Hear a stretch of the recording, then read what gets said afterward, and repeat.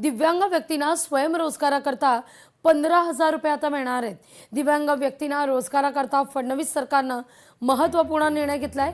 दिव्यांग कल्याण मंत्री अतुल सावेंनी या संदर्भात माहिती दिली आहे। स्वयंरोजगाराकरता साधन सामग्री घेण्याच्या दृष्टीने वित्तीय सहाय्य देखील दिलं जाणार आहे। दिव्यांग कल्याण आयुक्तांकडून डीबीटी द्वारे थेट दिव्यांगांच्या खात्यावर हा निधी जमा होईल।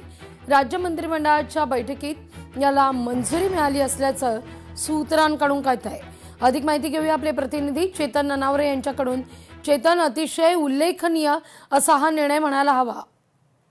निश्चितच लागवी राज्यातील वेगवेगळे दिव्यांग बांधव आहेत, त्यांना कुठेतरी रोजगार निर्माण करता यावा, त्यांना स्वयंरोजगाराद्वारे स्वतःचा उदरनिर्वाह करता यावा, यासाठी ही महत्वाकांक्षी आणि महत्वाची एक योजना आहे ती आता सरकारने जाहीर केलेली आहे।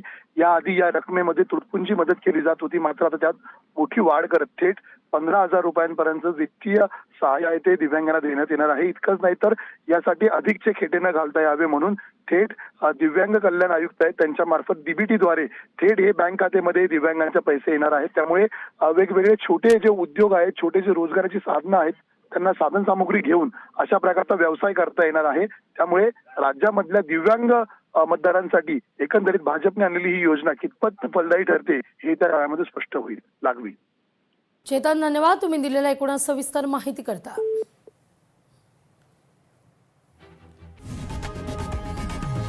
लोकशाही मराठी ऐका, पहा, जागरूक रहा।